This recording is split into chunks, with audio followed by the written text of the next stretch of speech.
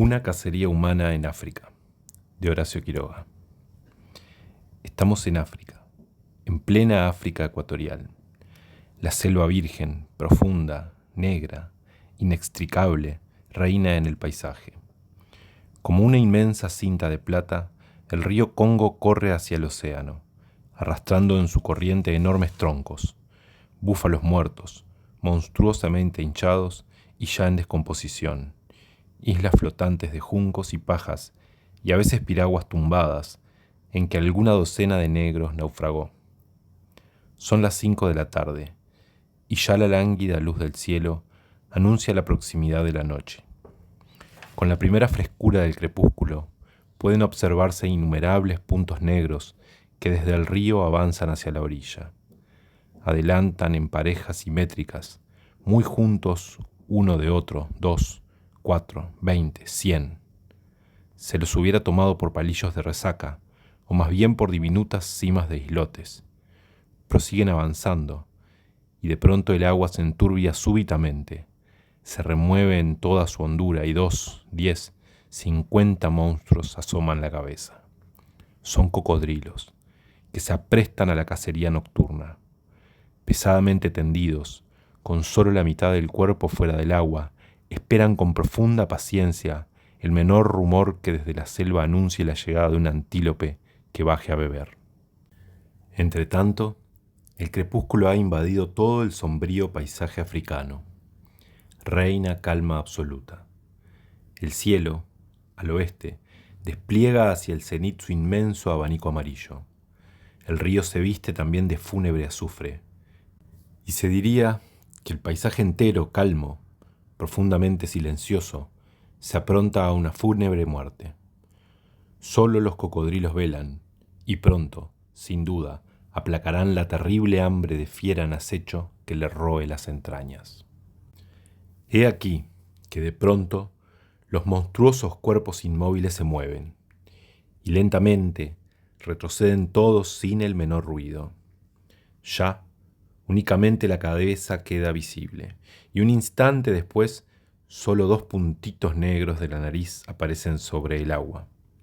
Es que un rumor, apenas perceptible, ha llegado hasta ellos desde la profunda selva. Gacela, antílope, búfalo, león, sea cual fuere el animal sediento, hallará el campo libre para apagar la sed. ¿Qué suponen algunos puntitos diminutos sobre el agua? Escollos, palitos, burbujas. El rumor crece. Es ahora un ruido claro de ramas quebradas que aumenta por momentos y que baja ya a la orilla. Y de golpe surge en plena luz amarilla del crepúsculo un rostro pálido de hombre. Con una rápida ojeada a la playa, se cerciora de su soledad y surge entonces el cuerpo entero del recién llegado. Es un hombre alto, de ojos celestes y barba rubia que le llega casi hasta el pecho. Viste caqui y sombrero de paja, tipo Boer, que en ese momento lleva echado atrás, dejando al descubierto una amplia frente de resolución y voluntad. De su hombro izquierdo pende, sujeta por la correa a la presilla de la blusa, una escopeta Grener, de gatillo oculto, cuya cinceladura y empavonado indica claramente su calidad. Arma maravillosa que a 200 metros clava una bala con la precisión de un Winchester. Del cinturón pende el machete ineludible. A la derecha, celosamente oculto en la funda impermeable, un revólver Colt de 5 tiros. ¿Qué busca el aventurero personaje? Ni su actitud, ni la negligencia aquella de llevar prendida a la presilla la correa de su escopeta indican intenciones de cacería.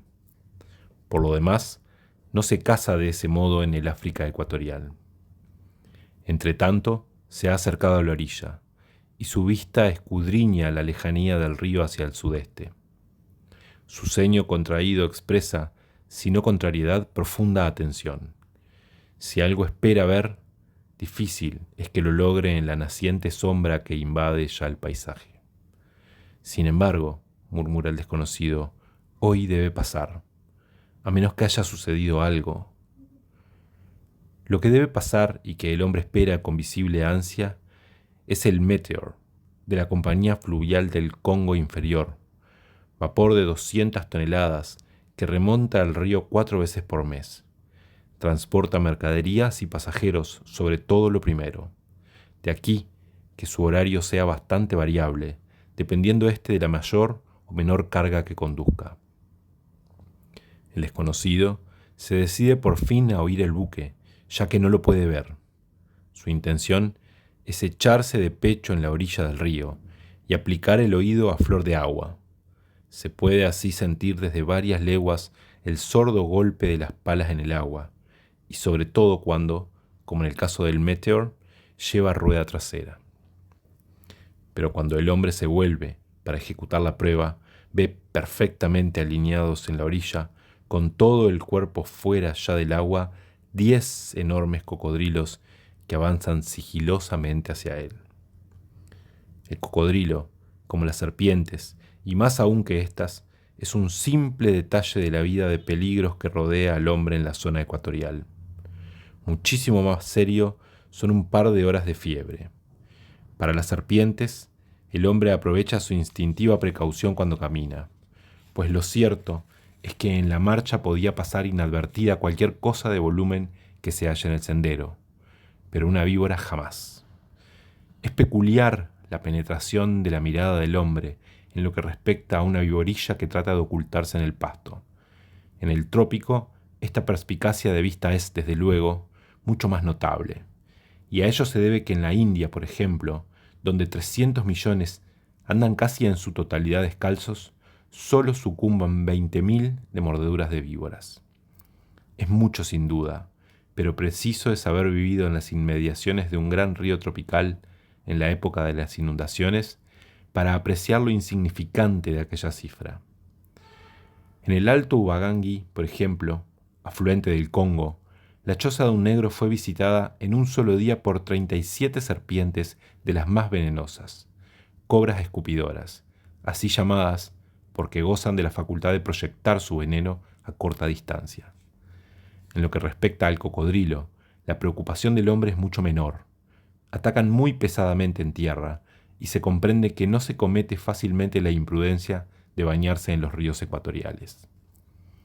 El desconocido, pues, ha visto al volverse las monstruosas bestias que lo acechan, pero sin que su paso varíe en lo más mínimo, avanza hacia la orilla, mientras los cocodrilos, reculando, se internan de nuevo en su elemento. Eso sí, a 4 metros de la orilla vigilan inmóviles los puntitos negros. El hombre arroja su sombrero en la playa y, echándose de pecho, pega su oreja al agua. Escucha un instante sin éxito, mas, al fin, cree oír algo sumamente lejano, como un batir sordo y profundo. Levanta ligeramente la cabeza para buscar mejor postura y se tiende otra vez, pero no sin haber tenido tiempo de observar que 2 puntitos negros han cambiado visiblemente de lugar, pues ahora se hallan a solo 1 metro de él. Así que, mientras se mantiene con el oído a flor de agua, empuña el revólver, pronto a atravesar los sesos del atrevido que llega a turbar su atención. Sí, efectivamente es el Meteor. Siente claramente el batir de sus palas, antes de 2 horas, y extendiendo súbitamente el brazo hace fuego. El estampido resuena en el profundo silencio y el agua, furiosamente removida, salta con borbollones de fango y espuma. Los otros monstruos han desaparecido, pero el más audaz permanece allí, con los sesos agujereados por la bala. En su agonía, su cola de 3 metros golpea furiosamente el agua a uno y otro lado. Magnífico, sí, a fe. El proyectil ha tocado la durísima corteza de la frente en plena perpendicular, lo que ha impedido el rebote, yendo a alojarse en el fondo de la cabeza del monstruo. El tiro, en el ojo, es infinitamente más seguro, pero menos lúcido en proporción. El desconocido parece profesar, a la par que fuerte desprecio por los temibles saurios, una singular confianza en su puntería. Se levanta por fin, pues durante la agonía de la fiera ha permanecido de rodillas, observando. Deberá esperar tranquilamente que el Meteor llegue. Vuelve a la selva, y después de 1 minuto reaparece con una gruesa rama, casi un tronco, que le servirá de asiento. 2 horas de una noche de África ecuatorial, a orillas del río Congo, no pasan tan fácilmente si no se tiene alguna de las condiciones que no parecen faltar al desconocido. La caída de la tarde es en efecto la hora habitual en que los antílopes bajan a abrevarse y los leones y panteras también tienen por costumbre ponerse al acecho a la vera misma de la selva, esperando la llegada de los rumiantes, que son su plato forzoso. De este modo, en 2 horas de estación a la orilla del río Congo, en una noche oscura, pueden pasar infinidad de cosas, la más mínima de las cuales puede ser sorprendido por un león. El desconocido, en consecuencia, se sentó en el raigón, de espaldas al río, pues los cocodrilos no eran ya de temer con la sorpresa de un momento antes. Repuso la cápsula vacía de su revólver y colocó la escopeta entre sus piernas. El cañón izquierdo estaba cargado con munición fina y el derecho con bala lisa. Reemplazó esta por otra explosiva, el cartucho del cañón izquierdo por bala lisa, y seguro ya de no ser sorprendido, esperó. Pasaron 20 minutos. De la lejana profundidad de la selva llegaban hasta él cortos, aunque apagados aún por la hora temprana, balidos, maullidos, gritos de toda especie. En la playa reinaba el más hondo silencio. A los 40 minutos comenzó a sentirse el batir de las ruedas del Meteor, y el desconocido, con un suspiro de desahogo, encendió un cigarrillo. Por simple precaución, o tal vez por curiosidad únicamente, arrojó el fósforo lejos sobre el agua. El agua se iluminó súbitamente en un corto radio, pero con luz bastante viva para que el hombre pudiera conocer, por la tremulación especial del agua, que infinidad de puntitos negros, en paciente acecho, acababan de ocultarse bajo el río ante el inesperado surco de fuego que caía entre ellos. Un cuarto de hora después, en la profundidad de la noche, surgieron súbitamente tras un recodo del bosque las luces rojas y verdes del Meteor. El viajero, con un nuevo suspiro de satisfacción, se internó otra vez en el monte, regresando con un haz de ramas y hojas secas que amontonó en pirámide en la playa. Aproximó un fósforo a la improvisada hoguera y un instante después una llama viva y chisporroteante iluminaba vivamente la playa y al viajero, que aprovechando su raigón, ya inútil para él, lo colgó prolijamente sobre el fuego encendido. Entretanto, el Meteor avanzaba. Se distinguía ya claramente las ventanillas iluminadas del salón, y con el chapoteo potente ahora de sus palas traseras en el agua, los maullidos próximos cesaron. Los cocodrilos, que inmóviles en el mismo lugar habían parecido fuertemente intrigados con la hoguera de la playa, se hundieron, esta vez ante el golpear enloquecido y rudo de la rueda de vapor. Ya se sentían voces en el Meteor. El desconocido oyó perfectamente la campana del timonel que advertía atención a la máquina. Pasaron 5 minutos más, y a tiempo que el vapor, ya al habla, se ponía a media máquina, una voz llegó de a bordo. «¡Oé, de la playa! ¡Oé, del Meteor!», respondió el viajero. «Ruy Díaz, ¿qué carga hay para mí?». «¿Quién?», preguntaron. «Ruy Díaz». Algunas voces, más bien bajas, sonaron a bordo. «¿Quién dice?». «Ruy Díaz. ¿Hay carga para él?». «No sé». En tierra sonó entonces la voz potente del desconocido. «¡Oé, del vapor! Llamen al contramaestre. Me están haciendo perder tiempo inútilmente». El contramaestre llegaba en ese instante y los marineros callaron. «El que hace perder tiempo es usted, más bien que nosotros, oé, de la playa», replicó irritado, pero cambiando de tono agregó. «Sí, hay un cajón, va lancha». Y alzando la cabeza a proa. «Para máquina, a ver, lancha a tierra, ligero». 8 negros saltaron a la chalana. El cajón en cuestión fue bajado, y tras un vigoroso empuje contra el casco del vapor, los marineros de pie y con sendas palas dirigían velozmente la chalana a tierra, yendo a montar la arena de la costa hasta quedar casi en seco. Y el cajón voló en un instante de brazo en brazo hasta la playa. ¿El recibo?, preguntó Ruy Díaz. Aquí está, repuso un marinero entregándolo. Pero no tengo lápiz, agregó, palpándose los bolsillos. No importa, tengo yo. Y firmado el papel, lo devolvió al negro. ¿Nada más?, preguntó éste. No, nada. Bueno, hasta la vista. A ver, muchachos, rápido. Y con igual rapidez de movimientos, la chalana fue vertiginosamente arrancada de la arena y lanzada al río. Tan bien que debieron correr con el agua a la rodilla para trepar a ella.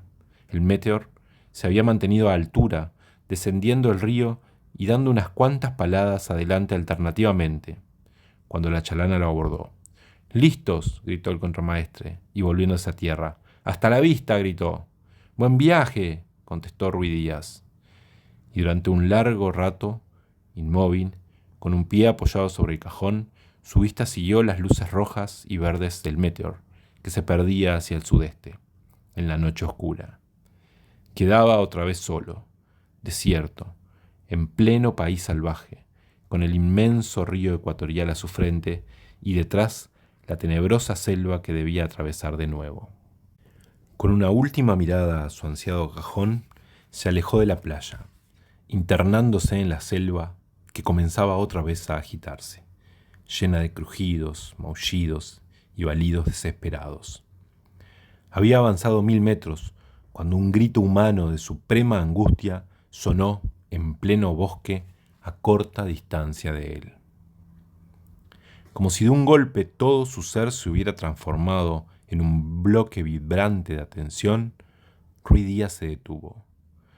En un segundo la escopeta pasó del hombro a sus manos, y mientras su mirada penetrante se fijaba en la espesura, esperó. Un segundo grito más largo y desesperado que la vez primera llegó de nuevo a sus oídos. Ruy Díaz se estremeció violentamente. «Pero si no es un grito de hombre, esa es la voz de una criatura», murmuró mientras un escalofrío le corría de la médula a los pies. «Una criatura sola, de noche, en la selva virgen. ¿Por qué puede lanzar ese alarido de terror si no es por...?» Un rugido ronco, ahogado, y tan cerca ya que Ruy Díaz tuvo una sacudida. Respondió a su pensamiento. «Una pantera», murmuró de nuevo, y la infeliz criatura. «Valor, yo estoy aquí», gritó de pronto Ruy Díaz, con voz tonante que repercutió en la selva, y se lanzó vertiginosamente hacia la fiera. A su voz, un nuevo rugido respondió, y enseguida otro grito de la criatura, pero ahora, en medio del temor que quebraba ese pobre lamento de criatura enloquecida de angustia, Ruy Díaz había creído notar una salvaje nota de esperanza. «Bien», se dijo Ruy Díaz mientras corría, «la pantera no ha caído aún sobre él. Si me diera tiempo...» Y con un nuevo «valor, pequeño», precipitó su avance. No tuvo tiempo de correr mucho. De repente, al desembocar en un pequeño claro del bosque, vio, o más bien dicho, alcanzó a distinguir en la penumbra, que una sombra se precipitaba sobre él. Antes de que hubiera tenido tiempo de examinarse, sintió que 2 brazos desnudos se estrechaban frenéticos a sus piernas. «¡Ay, socorro, la pantera! ¡Sálvame, padrecito!», aulló el mismo negrito enloquecido de espanto. Pero Ruy Díaz tenía por delante un asunto mucho más grave. Al otro extremo del claro, a 15 metros apenas, acababan de surgir 2 luces fosforescentes. Rápidamente, sin apartar los ojos de las temibles luces, Ruy Díaz arrancó al negrito de sus piernas y lo echó hacia atrás. Montó la escopeta y, seguro ya de sí, esperó. Los ojos fosforescentes, que en el primer momento estaban a medio metro del suelo, se colocaron de pronto a ras de la hojarasca, y Ruy Díaz vio que una terrible fijeza avanzaban hacia él. Entonces, lentamente se echó el arma al hombro, y con igual lentitud apuntó al centro de las luces verdosas. «En cuanto esté a 5 metros disparo», se dijo Ruy Díaz. «Es difícil». «¡Quieto, o te dejo comer por la pantera!», gritó de pronto el cazador. El negrito, cada vez más loco de espanto, acababa de prenderse de nuevo a las piernas de su salvador, comunicando a éste el delirante temblor que le sacudía de miedo. «¡Quieto, te digo, maldito!», clamó Ruy Díaz otra vez con un juramento. Pero el pobre ser perdida ya toda razón, no soltaba. Entretanto, la pantera había seguido arrastrándose sobre el vientre hasta 4 metros del cazador. Este pretendió desprenderse de la criatura con una violenta sacudida, pero no lo consiguió. Comprendió instantáneamente, por el súbito fulgor de los ojos, que el animal iba a saltar, y soltando el tiro casi a ciegas, dio un salto al costado, arrastrando tras de sí al negrito, y sacó velozmente el revólver.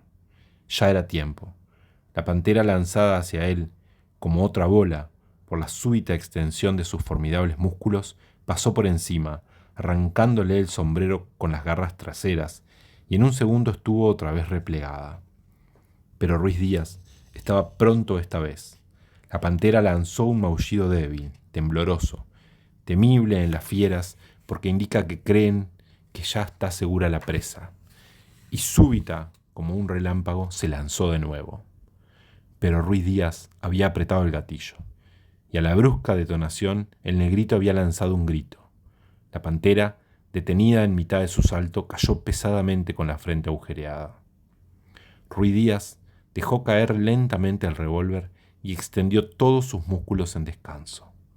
Pero algo caía sobre su rostro, nublándole la mirada.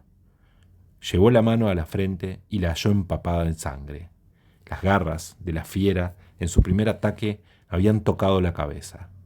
Gruesos hilos de sangre rodaban por su rostro, empapaban su gran barba rubia y caían a sus pies sobre el revólver. Entretanto, el negrito, de rodillas a sus pies, sollozaba. «Perdón, padrecito, yo tengo la culpa». «Vamos, levántate», le dijo Ruiz Díaz, «no es nada». Pero la criatura se desesperaba, y su desolación llegó al colmo al sentir sobre sí mismo la sangre de su salvador. «Perdóneme, yo tuve la culpa, padrecito, tenía miedo».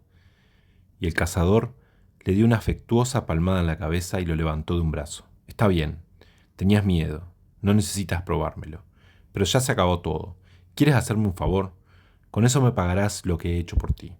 «Oh, padrecito». «Bueno, átame este pañuelo en la cabeza. Ustedes tienen una singular habilidad para estas cosas». «Vuelvo», exclamó de pronto el negrito, alejándose a todo correr. Ruiz Díaz quedó mudo de asombro, encogióse luego de hombros y decidió vendarse él mismo.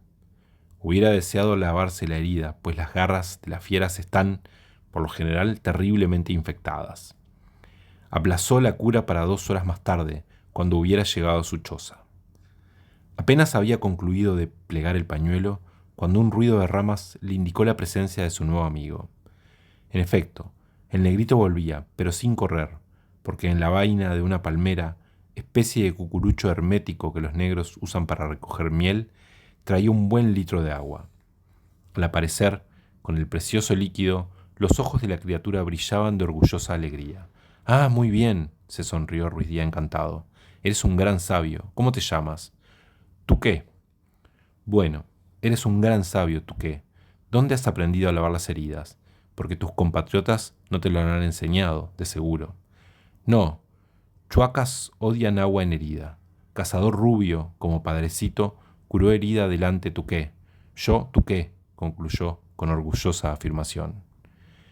Y mientras seguía la cura, entre Ruiz Díaz, sentado a la turca, y el negrito detrás, prosiguió el diálogo. «¿Hace tiempo que estuvo ese cazador rubio entre ustedes?» «Mucho, yo chiquito». «¿Y te recuerdas?» «Sí, me acuerdo. Dio pájaro Tuqué», añadió en voz baja. «Ah, sí, pájaro, aire, que vuela», dijo aún, creyendo que la exclamación de su amigo expresaba gran sorpresa y admiración. La cura había concluido. Ruiz Díaz, que había cuidado de distraer a la criatura para que olvidara las terribles emociones pasadas, pensó que ya estaba suficientemente tranquilo para responderle. Se levantó y, poniéndole la mano en la cabeza al negrito, le dijo con voz grave: «Ahora debemos separarnos, Tuqué. Yo seguiré mi camino y tú te irás a casa de tus padres. ¿Es eso?» El chico abrió inmensos ojos. «¿Yo? ¿A casa, padrecito? ¿Por qué?» «Porque es tu casa. ¿Dónde quieres ir?» «Contigo, padrecito», exclamó a punto de llorar, y como le pareciera notar dura la mirada del cazador, agregó llorando ya: No hice a propósito, no hice a propósito. Aún con el corazón no fácilmente sensible en su vida de aventura, Ruy Díaz sintió un ligero nudo en la garganta al oír aquella adorable ingenuidad. Pero bicharraco africano, se echó a reír restregándole la cabeza. ¿Qué vas a hacer conmigo? Te vas a aburrir a los 2 días. No, ¿tú qué, compadrecito? Perfectamente, ¿tú qué, compadrecito? Convenido. Y en el camino me contarás por qué estabas a estas horas en el bosque con la pantera. La criatura se estremeció tan violentamente que Ruy Díaz se inclinó hacia él, mirándole en los ojos. ¿Qué hacías en el bosque? Una segunda conmoción sacudió a la criatura, y en sus ojos se pintó el más vivo espanto. Ruy Díaz, compadecido, no insistió. Bueno, no es nada, dijo incorporándose. Lo importante es que vienes a vivir conmigo, ¿no es así? Sí, feliz, ¿tú qué? Vamos, entonces. Y recogiendo la escopeta, que yacía aún en el suelo, el cazador emprendió la marcha a su choza, acompañado de su nuevo compañero de vida. De pronto, Ruy Díaz sintió que el negrito, caminando a su lado, le cogía la mano suavemente, y oyó su voz baja y conmovida. ¿Tú qué contar a padrecito por qué estaba de noche en el bosque? Y acariciándole la mano, sí, contar a padrecito todo, todo. La historia no era complicada, por cierto. Esa misma tarde, 2 oficiales habían estado en casa del padre de Tuqué, choza circular de paja que con 20 o 30 semejantes forman uno de los característicos villorios del África Central. Desde un mes atrás se había notado en los alrededores la presencia de un león, un viejo macho de melena negra que devastaba la comarca. Varios búfalos domésticos y algunas vacas habían ya desaparecido, y una de estas del mismo corral en que de noche se la encerraba. El corral, de palo a pique, tenía 2 metros de altura, y esto no obstante, el viejo león había hallado en su feroz hambre fuerza bastante para tornar a saltar la empalizada con su presa en la boca. El hecho, aunque enormemente asombroso, no es raro cuando se trata de una fiera en toda su potencia muscular, y el naturalista Brelmnon, veraz entre todos, asegura que en la India un tigre ha realizado la proeza de fuerza que contamos. Solamente que la víctima de este era un búfalo, y la empalizada tenía 4 metros de altura en vez de 2. Se comprenderá que con esta vecindad los pobres negros vivían en la más grande tribulación.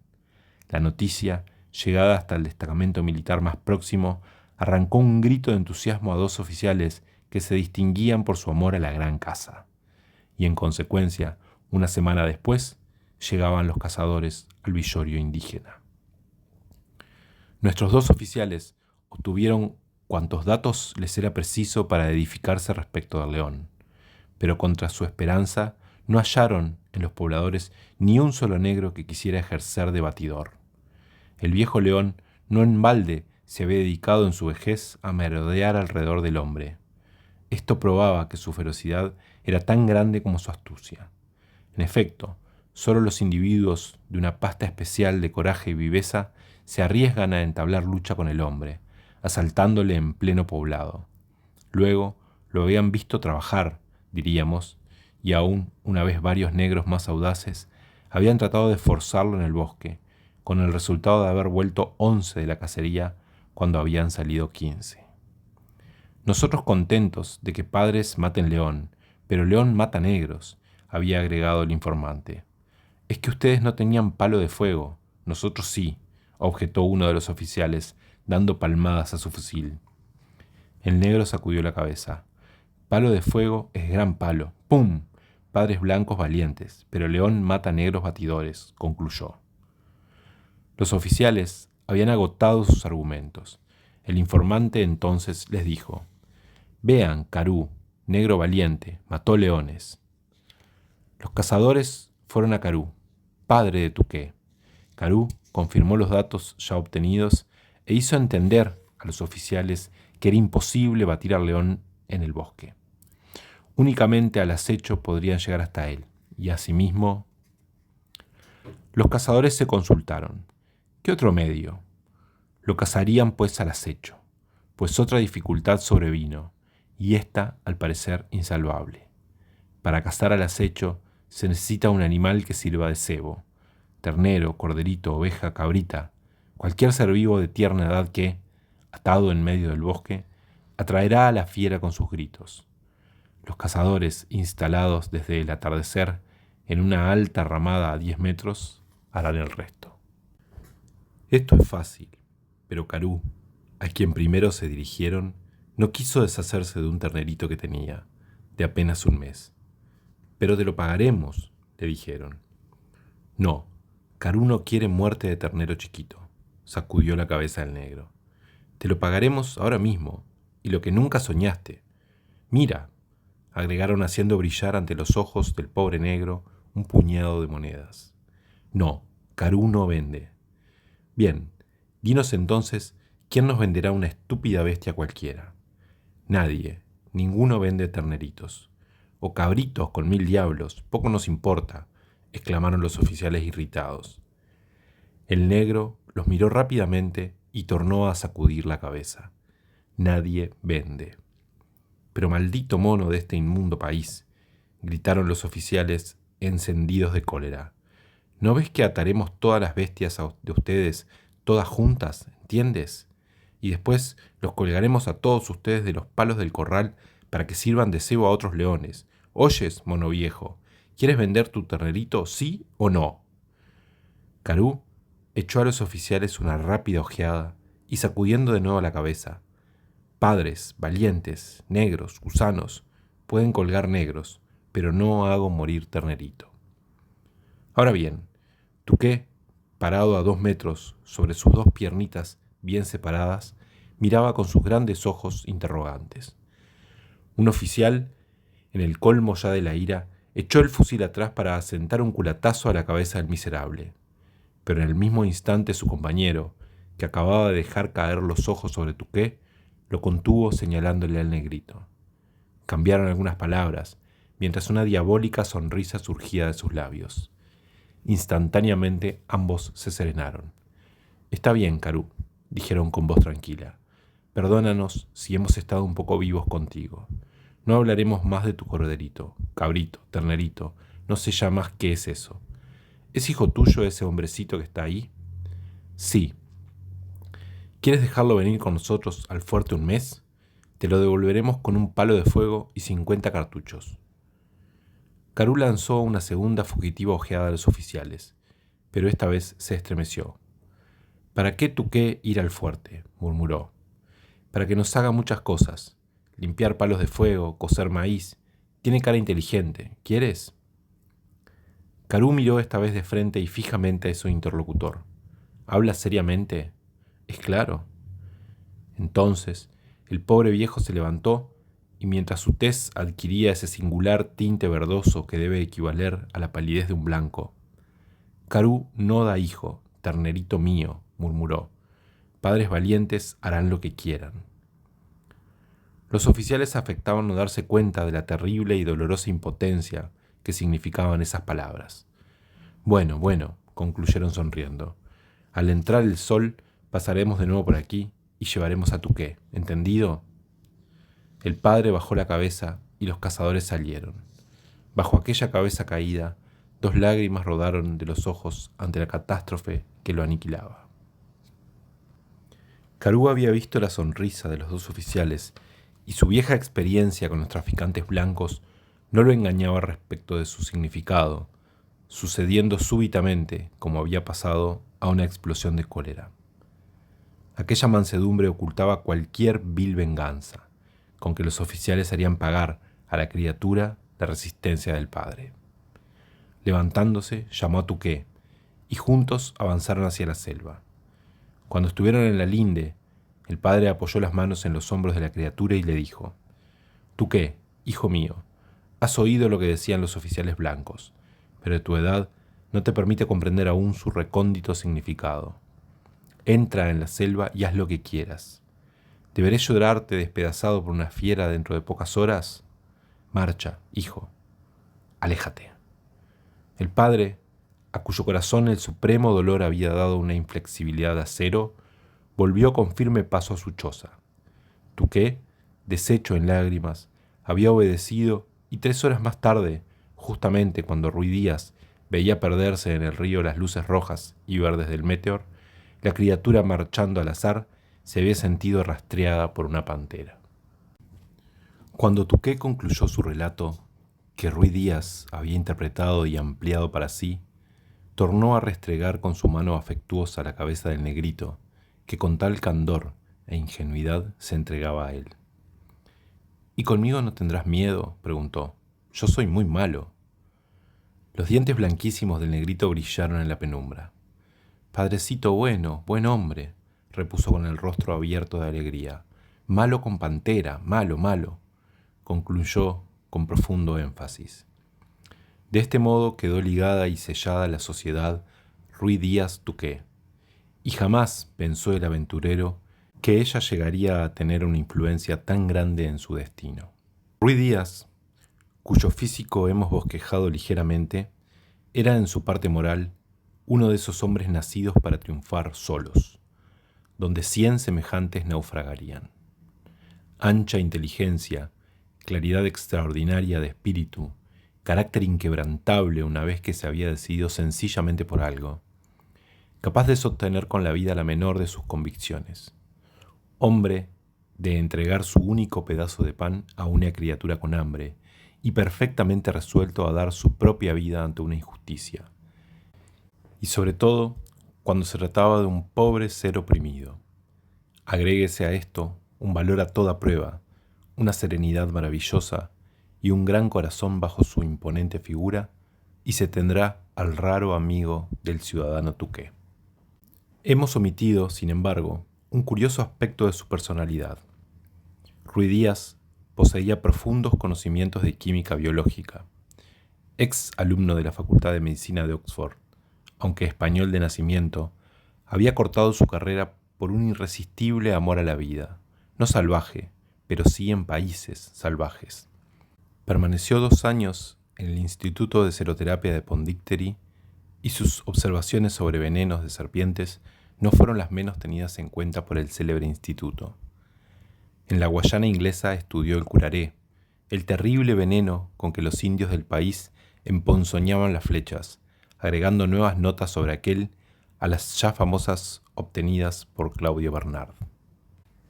De las Guayanas saltó al Congo, esta vez con el exclusivo objeto de cazar rinocerontes y leones. Pero los venenos lo atraían sin duda. El tsetse, la mortífera mosca africana, atrajo su atención. Y colgando de nuevo el fusil de caza por el laboratorio, se instaló en el Congo, en una mala choza, a estudiar el terrible flagelo africano.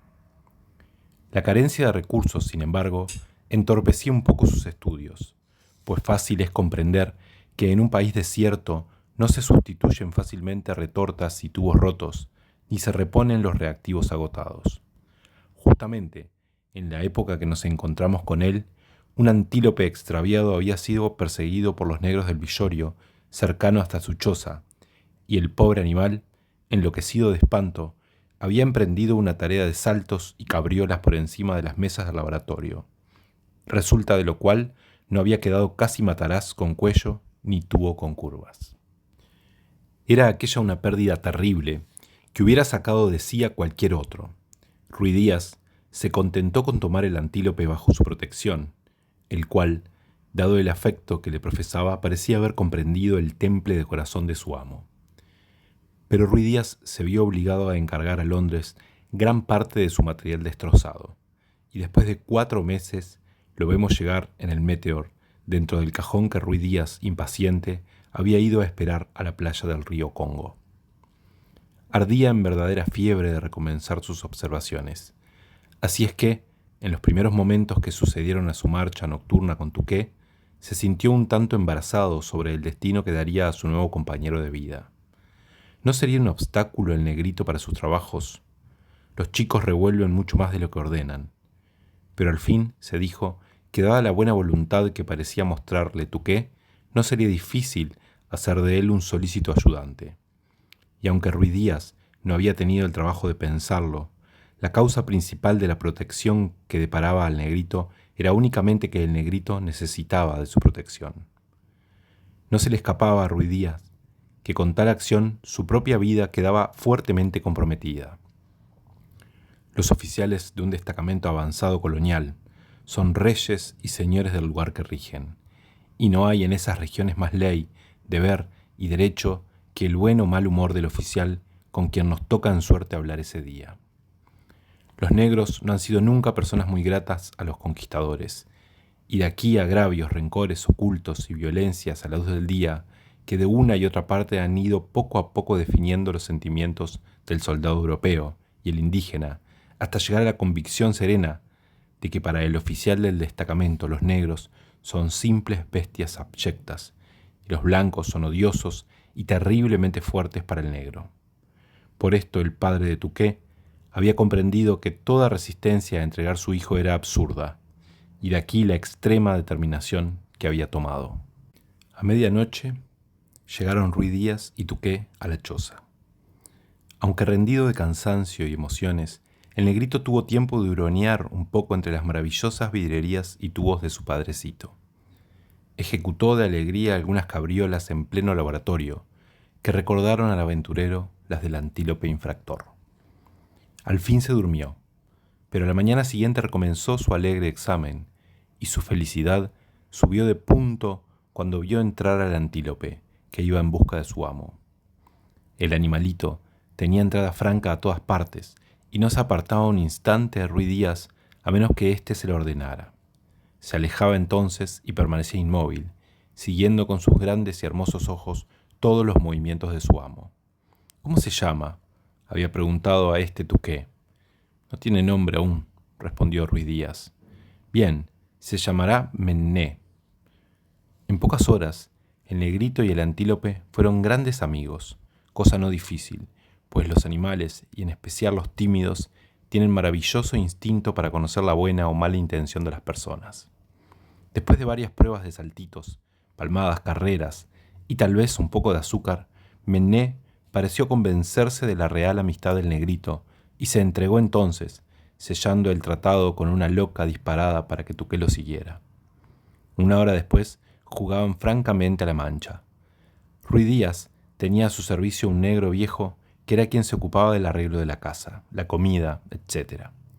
Profesaba un verdadero culto de idolatría por su amo, y a esto se debió los celos que en un principio manifestó acerca del intruso. Pero como a su vez Ruy Díaz era un dios para el negrito, la común devoción a su amo los ligó enseguida en gran amistad. Quedó resuelto que el viejo servidor continuaría con el gobierno de la comida y en general la intendencia de la casa, pero a Tuké correspondería el arreglo del laboratorio. Esto era exclusivamente suyo, y así lo entendía él con los aires de profunda sorpresa que tomaba cuando el intendente entraba por casualidad en el cuarto sagrado.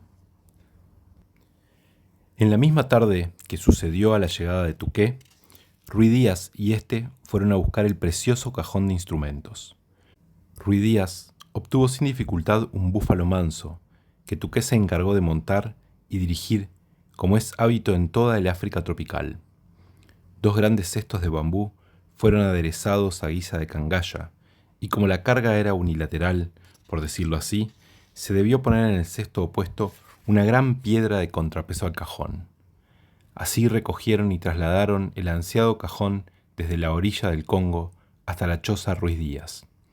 Este delante, ensanchando con el machete la picada donde era necesario, y detrás Tuké, a horcajadas en su búfalo.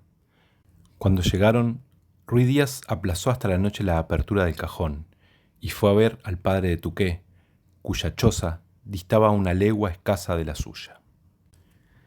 La tarde anterior, al anochecer, estaba Carú sentado a la puerta de su choza cuando llegaron los oficiales. «¿Y bien?», le dijeron. «Venimos en busca de tu hijo, como hemos convenido. ¿Dónde está?». «No está», repuso el padre sin levantar los ojos. «¿Cómo no está?». «Digo que no está. Eso digo». Los oficiales se miraron entonces. Un rayo ardiente de cólera pasó por sus ojos, y sentándose uno de ellos frente a Carú, le levantó la cara con la mano, sosteniéndosela. «Es decir», le dijo con terrible lentitud y mirándole en los ojos, «es decir, que no has engañado». Carú no engañó, no, repuso con voz firme el negro. Es decir, continuó el otro, como si no hubiese oído, que te has dado el lujo de faltar a tu palabra dada a 2 oficiales europeos. ¿Tú sabes lo que te cuesta esto? Sí, matar Carú. Has acertado perfectamente. Y con igual resplandor de ira en los ojos, tanto más terrible por estar contenidas, el oficial, sosteniendo siempre en alto la cabeza del negro, con la mano derecha le colocó su revólver en la frente. Carú se estremeció y cerró los ojos, pero en el instante en que una imperceptible contracción de la boca del oficial anunció que el tiro iba a partir, su compañero adelantó vivamente el brazo y apartó el arma. «¿Qué haces?», le dijo bruscamente. «¿Quieres otro fastidio más para uno de estos malditos negros? ¿No has visto entrar aquí? Y el chisme correría hasta la costa. No hagas locuras. Además, se me ocurre una idea». Y en voz baja y rápida deslizó algunas palabras en el oído de su compañero. Como 4 horas antes, una doble y cruel sonrisa cruzó por sus labios. «Oye», dijeron a Carú, «eres un valiente, pues has resistido una prueba bien dura, por cierto. No hay muchos hombres de tu color que se hubieran portado como tú ante la broma. Eres todo un hombre. Dinos, sí, una cosa. ¿Qué has hecho de tu hijo? Sería inútil que mintieras, pues a 100 metros de aquí nos informarían. ¿Qué has hecho de él?» El padre, con un leve gesto de desesperada amargura, señaló la selva a sus espaldas. «Allí», murmuró, y volvió a dejar caer la cabeza sobre el pecho. Los oficiales comprendieron y no agregaron una palabra más. Un instante después resonaban afuera sus voces duras, en rápida conversación. Y cuando Carú tornó a levantar la cabeza, delante de él estaba Ruy Díaz. Habían pasado 24 horas de inerte desesperación sobre la cabeza del padre, sin que éste hubiera hecho un solo movimiento. Ruy Díaz no tuvo necesidad de preguntar lo que había pasado. El profundo aniquilamiento del pobre ser lo dejaba comprender. Con todo, puso su mano firme y afectuosa en la cabeza de Carú. «¿Estuvieron los oficiales, no?», le preguntó. Al contacto de aquella mano, tan diferente del contacto odioso de la tarde anterior, al sonido de aquella voz conocida, Carú sintió que 2 lágrimas corrían de sus ojos, y su boca buscó instintivamente la mano varonil para besarla. Pero Ruy Díaz, como si no hubiese comprendido, esquivó naturalmente aquello. «Sí», murmuró, «estuvieron». «No te aflijas, pobre Carú», agregó Ruy Díaz, profundamente compadecido de aquel dolor. «¿Sabes qué se ha hecho de tu qué?». «¿Cómo lo podría saber?». «Está conmigo». El cuerpo entero de Carú se sacudió como al contacto de una corriente eléctrica, mientras por sus 2 ojos desmesuradamente abiertos cruzaba un relámpago de inmensa alegría. «Ah, salvado, salvado. Tú eres mi padre, el padre de tu qué, de todos». Y de nuevo intentó besar aquella mano generosa. «Guárdalo contigo, padrecito», agregó con súbito espanto, temblando al recuerdo. «Tenlo contigo, siempre, siempre». El pobre padre se olvidaba del terrible peligro que echaba encima de Ruy Díaz. Este quiso probar el temple de Carú. «¿Y si los oficiales vienen a pedírmelo?», le dijo fríamente mirándolo en los ojos. Carú comprendió. «Perdona, padrecito», murmuró incorporándose. «Voy a buscar a tu qué». Ruy Díaz colocó por segunda vez la mano sobre la cabeza de Carú, obligándole esta vez a sentarse de nuevo. «Niño grande», le dijo riéndose, aunque hondamente conmovido por aquella singular nobleza de alma. «Pierde cuidado. Tu qué está tan seguro en mi casa como yo mismo. No lo entregaré a los oficiales. Pierde cuidado». Y sustrayéndose de nuevo a las manifestaciones de adoración de Carú, Ruy Díaz volvió a su choza. No quiso al principio enterar a Tuqué de la presencia de los oficiales en casa de su padre la tarde anterior, a fin de hacerle perder del todo los bruscos sobresaltos que de vez en cuando le cogían al recuerdo de sus angustias pasadas. Pero luego cambió de parecer, para que no quedara a Tuqué el menor deseo de alejarse de su choza. Los oficiales europeos, en función colonial, tienen por lo común pocos escrúpulos por la vida de uno que otro negro. El alejamiento de la patria, el fastidio y los vientos tropicales influyen en el mal humor de los expatriados, llevando a veces este estado de irritación a extremos terriblemente monstruosos. Ruidíaz lo sabía, y de aquí su preocupación por Touquet. Los dos oficiales aquellos no eran hombres de abandonar su presa, fuera cual fuese su designio, y por lo que sigue se verá pronto que Ruidíaz tenía perfecta razón para temblar hasta lo más hondo por la suerte de Touquet. Pasaron, sin embargo, 2 días de completa tranquilidad. En el laboratorio reinstalado, Ruidíaz había reanudado sus observadores sobre el veneno de tsetse. Un caballo y 2 cebras, Quilé, según fresco bautismo de Touquet. Un espléndido ejemplar de 3 años. Habían llegado ya a admitir dosis enormes de veneno de tsetse desecado. Y Ruidíaz confiaba en llegar a obtener, antes de la estación de las lluvias, un suero perfectamente curativo y preventivo contra la terrible plaga africana. Un específico semejante puede reportar millones de millones a su feliz inventor, pues sabido es la importancia extraordinaria que para el África tropical tiene la fúnebre mosca que cada año diezma literalmente los ganados. Recuérdese solamente que en la construcción del ferrocarril de Mombasa al Victoria Nyanza costó al gobierno inglés millones la renovación constante de la tropa de búfalos diezmada día a día por el tsetse. Pero Ruidíaz pensaba muy poco en el lado especulativo de su descubrimiento.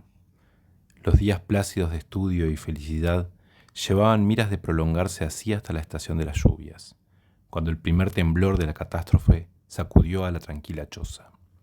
Una mañana, ya cerca de mediodía, volvía Ruidíaz a casa, con el gran sombrero bien echado atrás, según costumbre. Apresuraba el paso bajo el terrible sol africano que calcinaba la arena y enceguecía. Cuando le faltaban 500 metros para llegar, sintió por detrás un ruido de galope a rienda suelta, y volviéndose, vio a 2 jinetes que desembocaban en ese momento de un recodo del sendero. Ruidíaz prosiguió su marcha. La rápida ojeada le había permitido distinguir a 2 oficiales europeos que corrían precipitadamente en su dirección, y al mismo tiempo tuvo la intuición plena de que para el drama de Touquet, a cuyo prólogo había asistido en el bosque, comenzaba el formidable primer acto. No se equivocaba. Antes de que hubiera dado 50 pasos, la tierra tembló bajo los cascos de los caballos detenidos en seco, y una voz dura y ronca sonó sobre la espalda de Ruidíaz. Senakele. En todo el Bajo y Medio Congo, hasta las cataratas de Stanley, la lengua usual es el portugués. Es la única lengua en que los indígenas se expresan en su comercio con los conquistadores, y es la que forzosamente llegan a conocer los europeos, de cualquier nación que sean. Al sentirse interpelar de ese modo despreciativo, y en este caso insultante, según era la voz del oficial, Ruidíaz se detuvo y miró con fría extrañeza a los 2 militares. «He oído llamar», dijo, «pero no sé si a mí». «Sí, a usted mismo», contestó un oficial burlonamente. «¿Usted es español?», agregó con visible impertinencia. «En efecto», repuso Ruidíaz, «lo soy. En cambio, confieso no tener el menor interés en saber de qué nacionalidad son ustedes». Bueno, intervino el otro oficial. «No se trata de intercambio de galanterías. El señor es español, y basta. Nosotros somos... ya lo reconocerá usted por el uniforme. El asunto es este, señor Ruidíaz». «Muy bien, el asunto es este, señor Ruidíaz. Estamos muy preocupados por la suerte de un negrito que debíamos haber llevado con nosotros al destacamento. Se llama Touquet, y nos informan que está en su poder». «En mi poder, justamente no. Vive a mi lado, lo cual es muy distinto». «Perfectamente. En este caso no tendría usted inconveniente en entregárnoslo». «Desde que no está en mi poder, mal podría entregarlo. Pero me parece», agregó después de una pausa, «que no tendrá mucho gusto en ir con ustedes». «Poco nos importa. Queremos a Touquet y vendrá con nosotros». «Si él lo desea, no tengo el menor inconveniente». «Aunque no lo desee, señor Lucidía». «Ruidíaz, para esto sería menester que ustedes sacaran a la fuerza a Touquet de mi casa, y eso será incorrecto. Nos importa muy poco». Ruidíaz, entonces, que hasta ese instante pareció haberse divertido con aquel cambio de palabras, se puso súbitamente pálido, y por su frente descubierta pasó una sombra. Es que no me han entendido. Les prohíbo terminantemente a uno y a otro no que entren, sino que ni siquiera pongan los pies en el dintel de mi casa. Supongo que han ustedes comprendido ahora. Los oficiales lanzaron a dúo un juramento, y uno de ellos lanzó casi su caballo sobre el pecho de Ruy Díaz. ¿Usted sabe con quiénes está hablando?, rugió rojo de cólera. Sí, tanto como ustedes saben con quién hablan.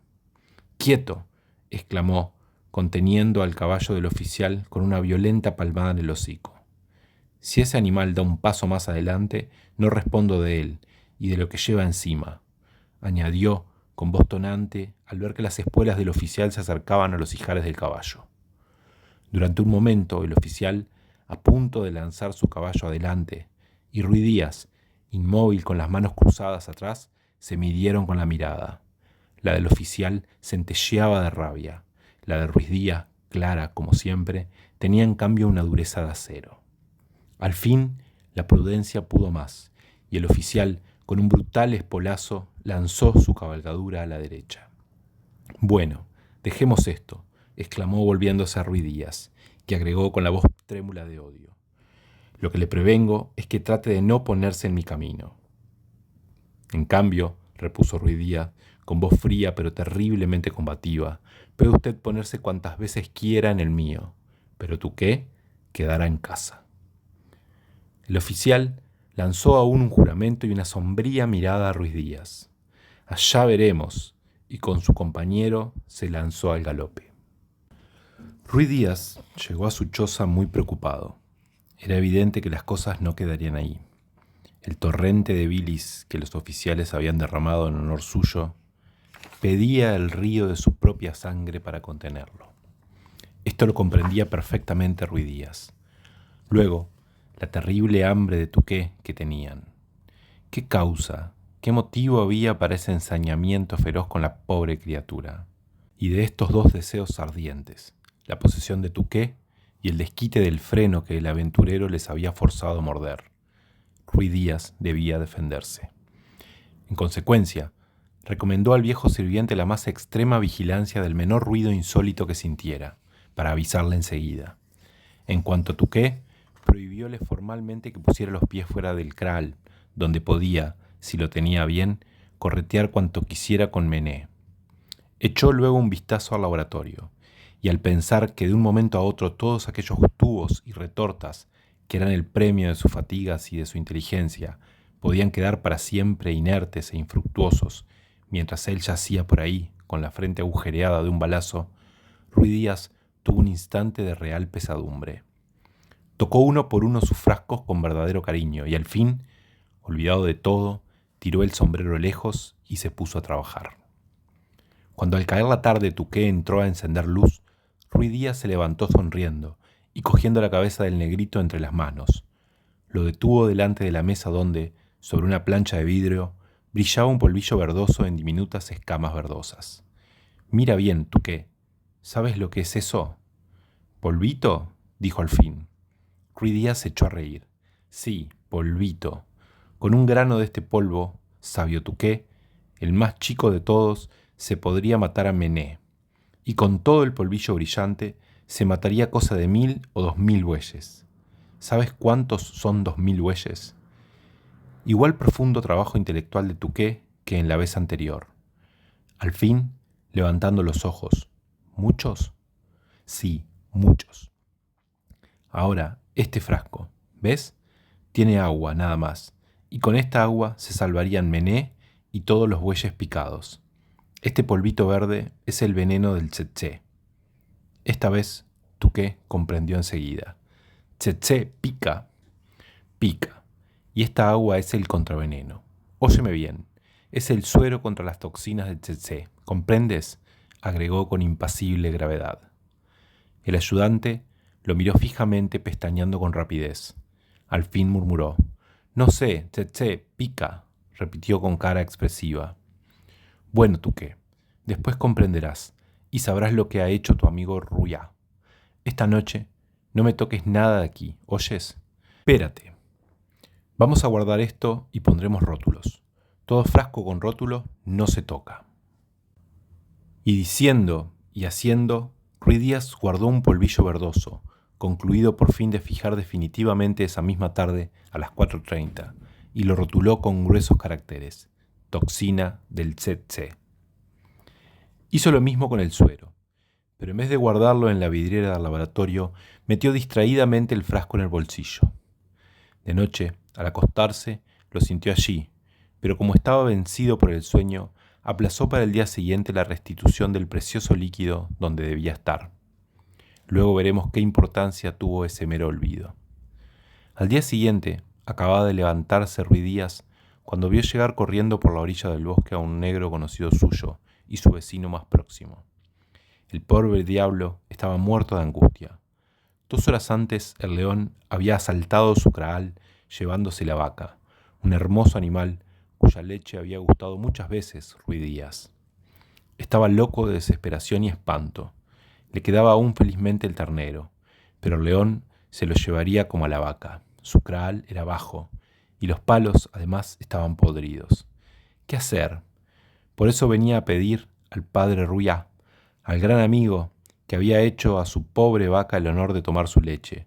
Venía a pedirle que le pidiera poner en su corral al ternero. Pero claro, exclamó Ruy Díaz, compadecido, si me hubieras dicho antes el estado de tu corral, vamos a traerlo enseguida. Y en compañía del negro salió. La choza de éste distaba 1 legua escasa, pero el bosque y los accidentes tornaban infinitamente más larga la distancia. Ruy Díaz pudo a su vez apreciar la audacia y fuerza del viejo ladrón, aun y todo que el corral estuviera desvencijado.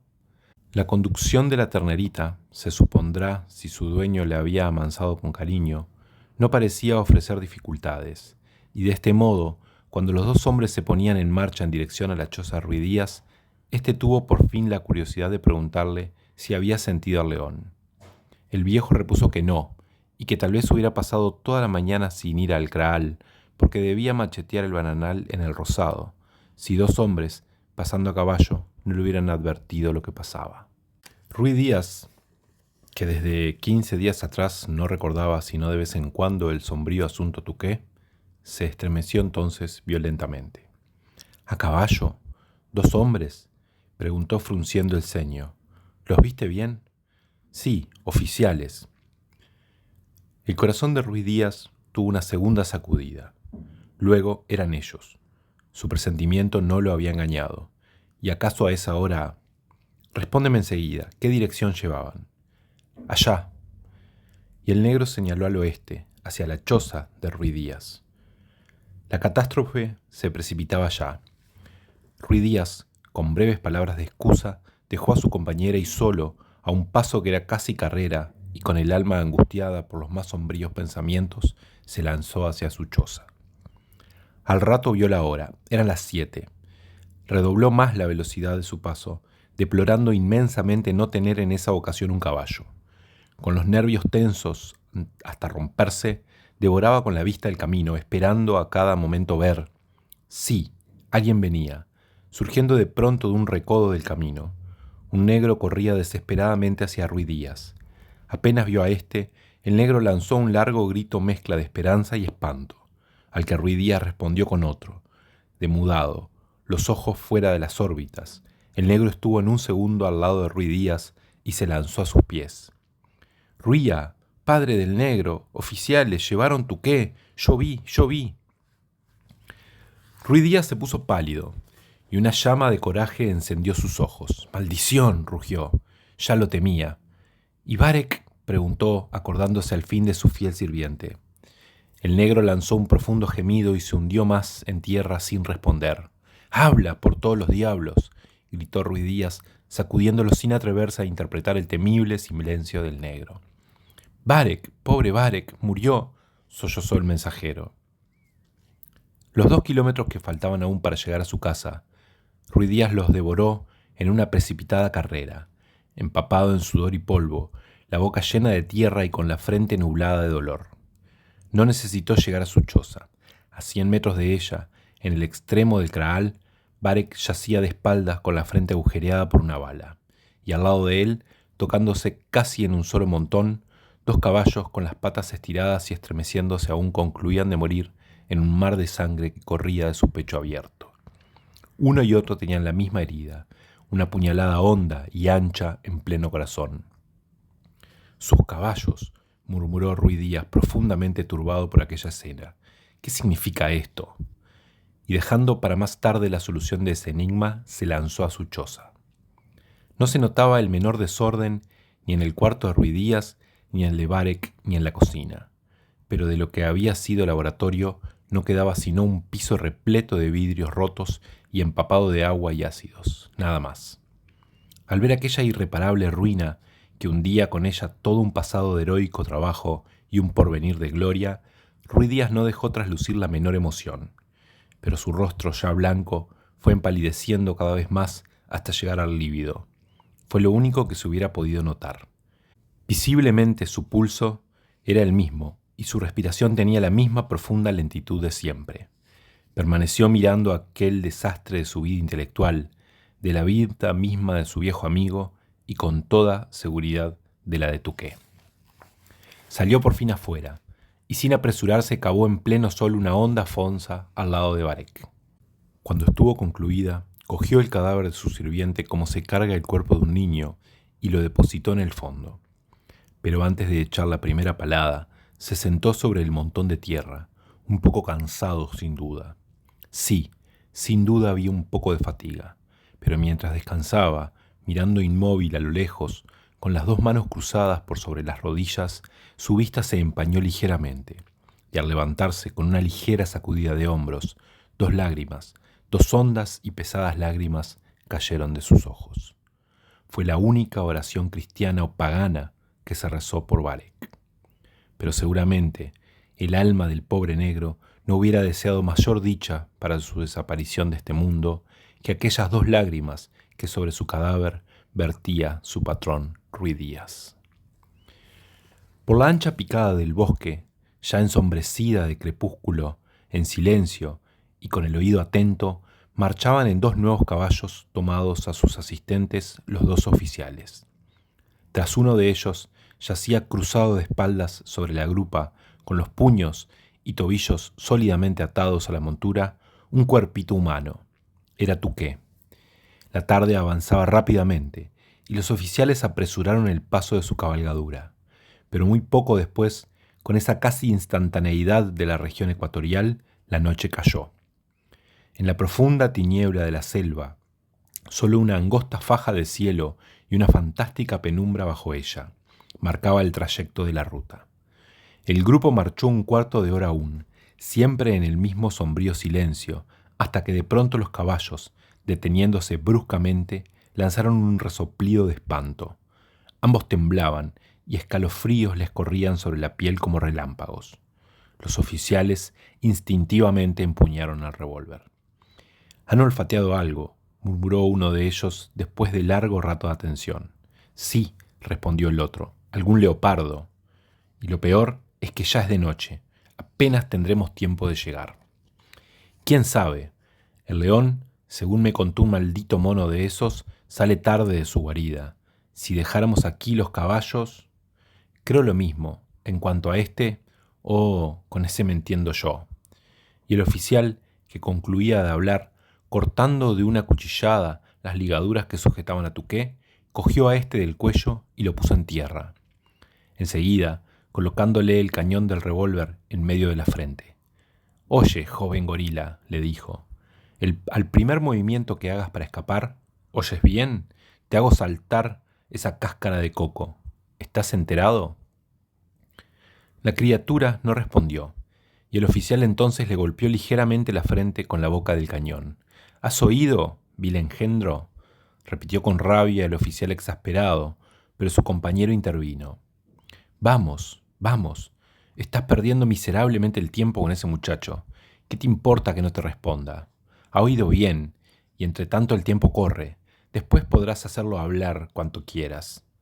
Ese hablar, fuertemente recalcado, tuvo el don de calmar instantáneamente al oficial, y como ya había sucedido en dos ocasiones, Una doble y cruel sonrisa torció los labios de los cazadores.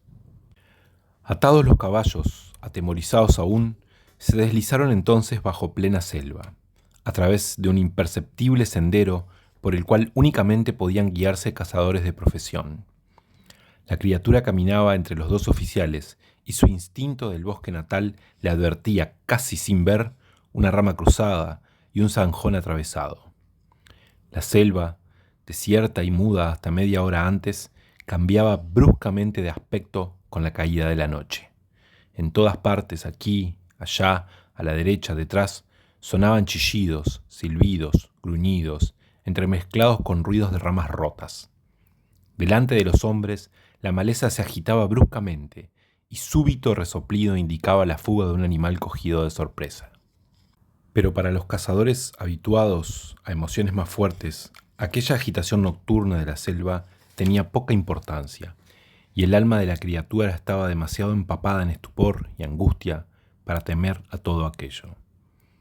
La marcha se prolongó así media hora, bajo el túnel del bosque tropical, hasta que la mayor abundancia de maleza indicó la proximidad de un desmonte, y en efecto, minutos después, los hombres desembocaban en un claro de bosque donde algunas ramas secas denunciaban una vieja plantación de mandioca. Los cazadores se detuvieron y cambiaron algunas palabras en su lengua natal. Y el mocito lo podríamos atar ya. Esperemos un momento aún, aunque los datos del negro deben de ser seguros, exploremos un poco esto. Y encendiendo entonces un farol de acetileno, observó el suelo en diversos lugares. A orilla de un minúsculo manantial que se abría allí, su vista se detuvo mayor tiempo. «Che, aquí hay algo», exclamó. «¿La persona en cuestión?», preguntó su compañero. «Sí, ven a todo evento con el gorila». Un instante después, el grupo se reintegraba. Un oficial invitó a Tuqué a que se fijara bien en una huella perceptible en el terreno húmedo del manantial. Los tres hombres se arrodillaron sobre el suelo, rodeando el brillante manchón de luz, y un segundo después, la criatura se estremecía violentamente. «Ah, parece que conoce eso», se rió el oficial. «¿Qué animal ha dejado ese rastro, señor protegido de negros?» «León», murmuró el negrillo. «León, perfectamente. Es todo lo que queríamos saber. Ahora, manos a la obra». Entonces, los dos hombres, llegados a la meta de su deseo, arrastraron a la criatura contra un árbol seco que se mantenía en pie en medio del desmonte, y lo ataron sólidamente al tronco a 2 metros de altura. El negrillo, aunque con un terrible miedo, no hizo la menor resistencia ni desplegó los labios. Había en sus ojos, en su actitud entera, una heroica voluntad de afrontar aquello monstruoso que se preparaba con un valor extraordinario en su infantil corazón.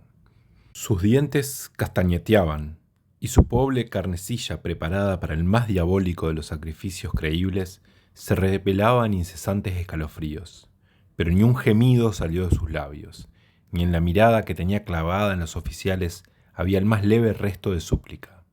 Antes bien, los oficiales sintieron crecer sorda irritación. «Maldito mono», gritó uno, «¿por qué nos miras así? Se diría que nos estás desafiando». «Sí, y se muere de miedo», agregó su compañero con un dejo de sorpresa. «¿Tienes miedo?», se dirigió a la criatura. De lo alto del palo, aquel pequeño Cristo respondió con un hondo estremecimiento. «Sí». «¿Y por qué miras así entonces? ¿Quieres tener valor? ¿No es eso?», exclamó sarcásticamente el oficial. Tuqué no respondió, pero era evidente eso a lo que aspiraba heroicamente la desvalida y lamentable criatura. Pero entre tanto, la noche avanzaba, y era preciso aprestarse a la cacería. Así es que un oficial, cogiendo una larga rama, golpeó con ella en la cabeza de Tuqué. «Óyeme, engendro, cuando nosotros hayamos subido a ese árbol que ves ahí, te pondrás a gritar, ¿entiendes? No es cuestión de que grites constantemente. De a rato en rato, basta. ¿Vas a gritar?».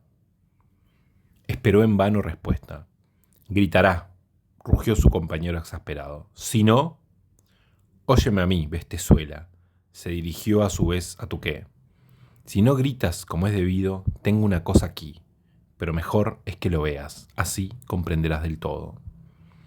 Y atando en el extremo de la rama un pequeño objeto brillante, lo colocó delante de los ojos del crucificado. Un grito súbitamente contenido se escapó de los labios de la criatura, mientras su cuerpo sufría una profunda conmoción. Una doble carcajada sonó a sus pies. «Ah, has comprendido. Me alegro infinito. De modo que ya sabes lo que tienes que hacer. Si no gritas por tu propia cuenta, entonces, bueno, hasta mañana, joven gorila». Todos los preparativos ya prestos. Los dos cazadores treparon al árbol y luego de instalarse cómodamente en las bifurcaciones del tronco a 4 metros de altura, revisaron prolijamente sus armas y apagaron el farol. En los primeros momentos, la oscuridad fue completa, pero frente a ellos, tras la víctima atada, el ramaje superior del bosque aclaraba, y un instante después la luna inmensa y rojiza aún iluminaba la escena. Con ella habían contado los cazadores, y en efecto, el claro del bosque surgía blanco de luz. Ningún animal hubiera podido internarse 2 metros en él sin ser visto, y mucho más tratándose de un león. En el medio, destacándose en su claridad de palo blanqueado por las lluvias, se elevaba el árbol seco y tronchado como un poste de sacrificio, y en él, rudamente atado a lo largo, a 2 metros de altura, una lamentable y aterrorizada formilla humana. Era el cebo que con sus gritos debía atraer a la fiera hambrienta. Este era el sencillo plan concebido por los dos oficiales en pos de la negativa de Karú de entregar un ternerito al sacrificio. Y para la realización del mismo plan, y entonces, exacerbados por la venganza, habían matado de un tiro al sirviente Ruiz Díaz y destrozado su laboratorio. La destrucción, sin embargo, no había sido total, como pronto se verá.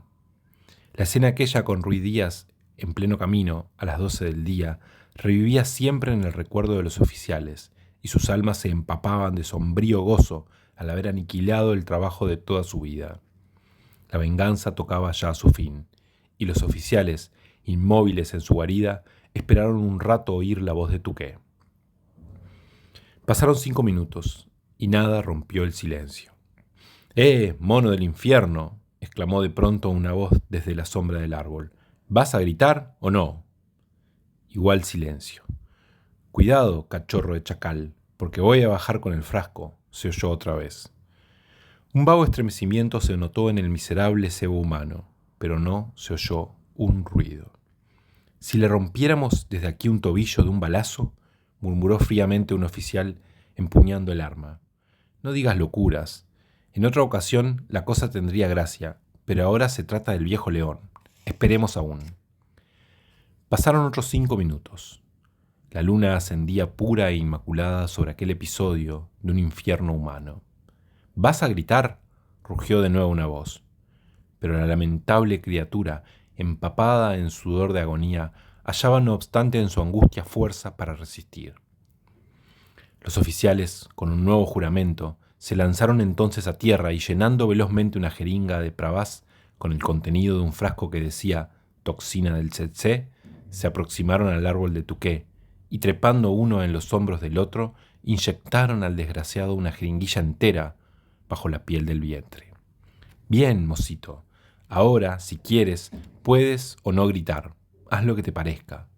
Le lanzaron una carcajada a los dos oficiales, y trepando de nuevo a su apostadero en la sombra del árbol, esperaron de nuevo. Lo que pasó por la tierna alma de la criatura, ante el increíble tormento que le imponían 2 hombres, a quienes nada había hecho, no es fácilmente comprensible. Pero por primera vez, desde 14 horas, sus labios se abrieron espontáneamente, y en un profundo sollozo exhaló cuanto había en su alma de amor, esperanza y protesta contra esa terrible injusticia de la vida. «¡Padrecito! ¡Ruiá!». «Ah, por fin», exclamaron burlonamente los cazadores. «El miedo te hace acordar de tu amigo Ruiz Díaz, ¿eh? Llámalo, llorón, que si viene te hará una breve compañía en el palo». Y una doble carcajada sonó en la sombra del árbol ante la bella perspectiva. Pasó un momento. Los 2 hombres habían creído ya sentir vagos gemidos que partían del claro, cuando de pronto un grito, un alarido de terrible dolor rompió la noche. «Bueno, esto empieza bien. Adelante, chacal, que si sigues llamando así a tu compatriota león, poco nos queda por hacer. Un segundo alarido sacudió el aire sereno, y desde ese momento, para suprema dicha de los cazadores, los terribles dolores del envenenamiento del cuerpo entero arrancaron sin cesar gritos de desesperación a la infeliz criatura. El desgraciado se retorcía cuanto le permitían las ligaduras. Sus ojos, desmesuradamente abiertos y despavoridos de dolor, parecían preguntar el porqué de esa nefanda injusticia.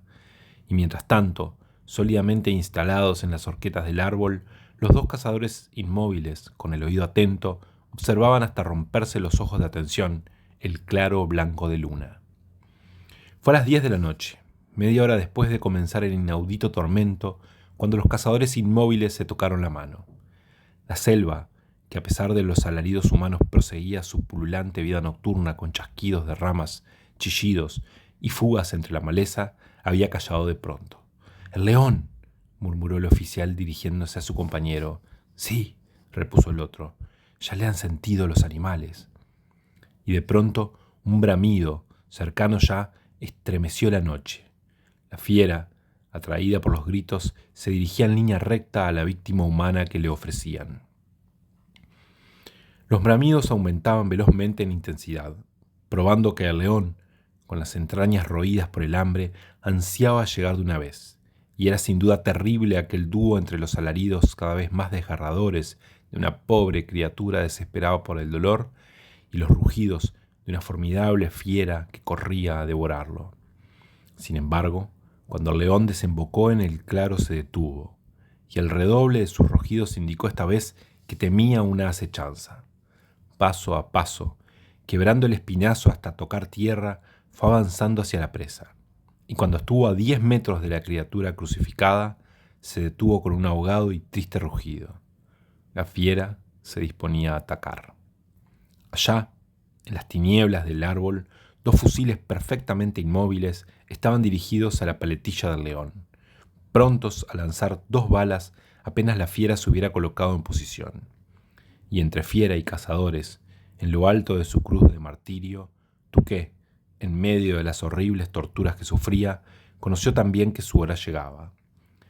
Su pequeño heroico corazón se fundió por segunda y última vez en un supremo llamado de socorro a su gran amigo. ¿Qué podía esperar la desdichada criatura de su clamor? Pero su pobre, frágil vida atormentada y a punto de apagarse para siempre, pidió no obstante auxilio al único ser que podía llevárselo. «¡Ruillá! ¡Ruillá!». Fue algo mágico y súbito lo que pasó. Al desgarrador llamado de la criatura, una voz potente y varonil respondió a espaldas suyas. «Sí, Touquet, yo soy. ¡Valor!». Y la alta silueta de Ruy Díaz, rompiendo el monte, surgió plenamente iluminada por la luna. El león, con un atronador rugido, se había alzado también, pero apuntando velozmente el aventurero, tendió a la bestia, aullando con las patas al aire. Rápido como el relámpago, Ruy Díaz volvió su escopeta hacia el árbol de acecho, donde la luz de la luna había visto brillar un cañón de fusil, y 2 detonaciones se cruzaron. Ruy Díaz osciló un momento sobre sí mismo, y en el árbol se oyó un grito, y un instante después sonaba el golpe sordo de un cuerpo que caía a tierra. Otro tiro partió del árbol, que Ruy Díaz sintió vibrar en sus oídos, pero en ese momento quedaba oculto a los fuegos del oficial por el palo en que Touquet permanecía mudo. «Baje enseguida», gritó Ruy Díaz con voz seca. «Y si no bajo», respondió el oficial. «Lo bajo enseguida de un tiro», contestó Ruy Díaz. «Ya sabe que no yerro». Durante un instante no se oyó en el árbol el más leve rumor. «¡Rápido!», gritó por última vez la imperiosa voz del aventurero. El oficial se lanzó entonces a tierra y avanzó. Ruy Díaz, de pie, con el arma apoyada en la boca del cañón, esperó. Cuando el oficial estuvo a 10 metros, lo detuvo con un ademán. «Entiendo que a pesar de la vileza de su alma, no es usted precisamente un cobarde, ¿no es eso?». El oficial, comprendiendo, se encogió de hombros, tiró a su lado su fusil y prosiguió avanzando. «Lo primero de todo», le dijo brevemente Ruy Díaz, cuando estuvo a 2 metros de él, «es que merecería usted que lo matara aquí mismo como un perro. Esto en cuanto a lo primero. Pero como tengo algo más que hacer en este momento, le ordeno que se aleje de aquí inmediatamente. Ya nos encontraremos mañana, ¿no es cierto? Si me falta valor para ultimar aquí a un miserable como usted, me sobra para arreglar cuentas de día y donde usted quiera, a menos que prefiera acecharme tras un árbol de la picada y asesinarme luego a traición. Pronto, concluyó mostrándole con la cabeza el camino. ¿Eso es todo?, repuso fríamente el oficial. Sí, y sobra.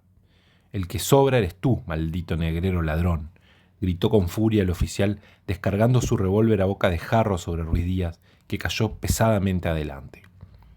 El oficial le movió la cabeza con el pie y lo retiró empapado en sangre.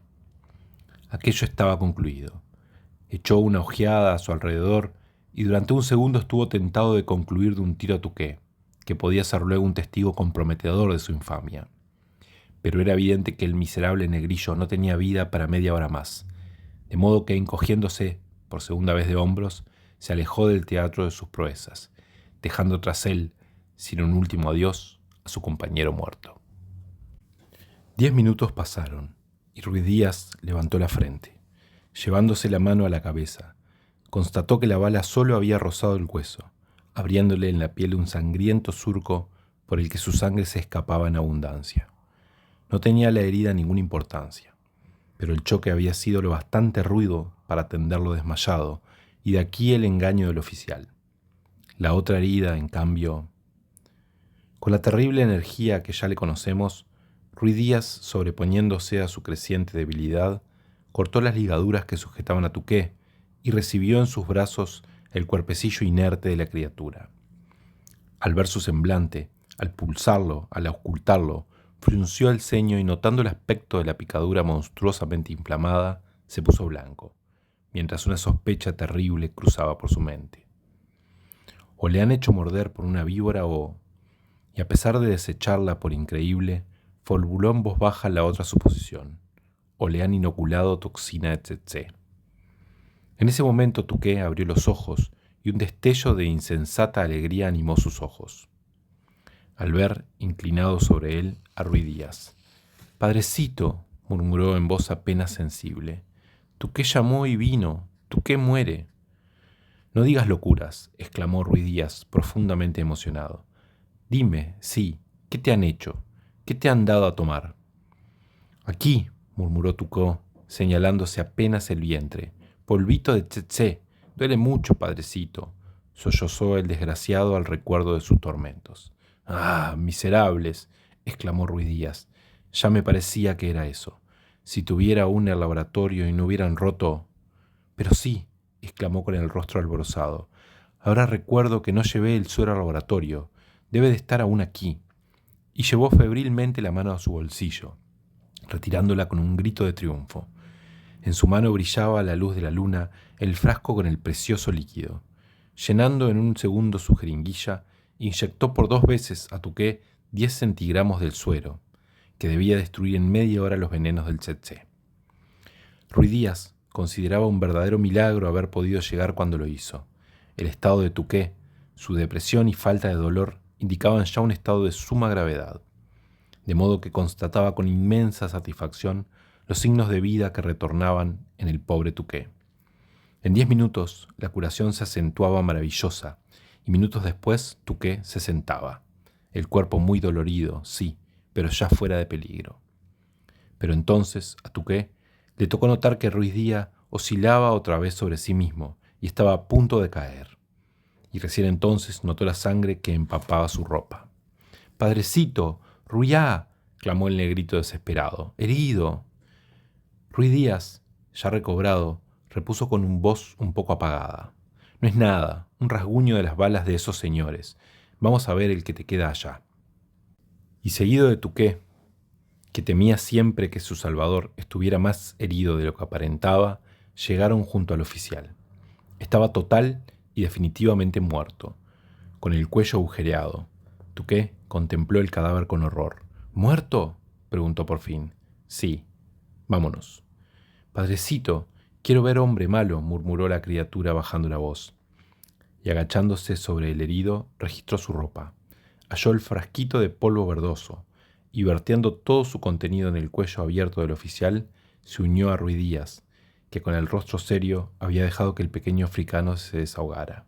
«Hombre malo», había sentenciado Tuké. «Ven, sentémonos, descansa, y después volveremos a casa». Y mientras Tuké recuperaba momento a momento sus fuerzas, Ruy Díaz, en el claro silencioso y blanco de luz pacífica, recorrió con el pensamiento las angustias de ese terrible día. La corrida a su casa de mañana, el cadáver de Barek junto a los caballos apuñalados por él para entorpecer la fuga de los oficiales, sacrificando su vida. La destrucción total de su laboratorio, su vida entera de trabajo, a excepción de la toxina del tsetse que los miserables habían guardado ya se sabe con qué diabólico fin. La persecución tenaz, desenfrenada, de todo ese día tras el grupo hasta su llegada en el momento preciso. Luego, la bala que había llegado hasta él, ahora que Tuké estaba en salvo. Un largo escalofrío corrió por sus venas, y Ruy Díaz conoció que las fuerzas comenzaban a faltarle. «De modo», dijo lentamente, pasando la mano por la cabeza de Tuké, «¿que estás contento de que tu amigo haya llegado a tiempo para salvarte?» «Oh, padrecito», murmuró la criatura a punto de llorar de dicha. «He hecho cuanto he podido», agregó Ruy Díaz después de una larga pausa, y con la voz aún más lenta y apagada. «Y si algún día...» Tuké levantó la cabeza y lanzó un grito desgarrador. «¡Ruía, padre!», clamó al ver que éste cerraba los ojos y se recostaba en un tronco. «No grites», murmuró Ruy Díaz. «Estas cosas pasan, cuando menos se esperan. Ayúdame a acostarme, así, y estaré mejor. De todos modos, vas a ser un hombre de ley y te acordarás alguna vez de tu amigo Ruy Díaz». «Padre, Ruía, socorro», clamaba Tuké, abrazando desesperado la mano fría de su amigo. «No mueras, padrecito, no quiero». Ruy Díaz tuvo fuerza para sonreírse aún. «Imbécil», murmuró, «si tuvieras como yo una bala en el vientre». «Bueno, tu amigo Ruy Díaz se muere, Tuké». «Ruía, no, no». «Cuando vayas a hacer una cosa que no debes, acuérdate de lo feliz que fuiste en casa y piensa en tu amigo». Tuké, al ver que Ruy Díaz quedaba mudo, lanzó un supremo grito de desolación y echándose sobre el pecho de su gran amigo, lloró su inmensa desesperación. Habían pasado 2 horas. La luna ascendía siempre y a su blanca luz la frente helada de Ruy Díaz brillaba como la de un héroe. A su costado, en un pequeño bulto negro, la criatura sollozaba siempre, insensible a todo, sordo a todo, oyendo con mortal indiferencia un aullido que se aproximaba sin cesar, sintiendo que su vida entera no alcanzaría a llorar el hombre que acababa de morir por el pobre negrito que se había llamado, y seguiría llamándose hasta que los aullidos llegaran hasta él, Tuké. Una caravana de negros, que pasó 1 hora después por allí, llegó a tiempo para salvar de los chacales a un negrillo que yacía inerte, con los labios pegados a la mano de un hombre gravemente herido, a quien se creyó muerto en el primer momento. 6 meses después de esos sucesos, perfectamente verídicos, se veía, en una capital europea, la causa de un oficial destacado en África, acusado de haber torturado horriblemente a un negrito de la región, con el fin de que sus gritos atrajeran a un león que debían cazar. Faltaban testimonios de fe para la condena, y acaso el oficial hubiera salido bastante bien librado si en la prueba de testigos una voz no hubiera sonado de pronto. «Pido al honorable jurado que me permita deponer en esta causa». Todos los rostros se volvieron a quien así hablaba. Era un hombre alto, de gran barba rubia y varonil belleza. El acusado, al oír aquella voz, se estremeció violentamente, mientras su rostro se demacraba. «¿Como testigo?», se preguntó vivamente al desconocido. «Como testigo. El acusado conoce perfectamente mi nombre». Como movido por irresistible fuerza, el oficial volvió el rostro ya pálido, que se volvió lívido al contemplar aquella gran frente despejada. «Ruy Díaz», murmuró aterrado. La prueba estaba hecha. La deposición del testigo fue breve y clara. El oficial, convicto y confeso, fue condenado a la degradación y a 5 años de presidio solamente. Ruy Díaz, que no había querido dejar impune el crimen cometido con su amigo Tuké, Guardó silencio en todo lo que a él respectaba. 4 días después, un negrillo que recorría ansiosamente todos los días el puerto de Libreville, en el Congo, saltó de gozo al recibir esta lacónica carta. Llegaré a esa el mes próximo. Llevo un laboratorio completo. Ruiz Díaz.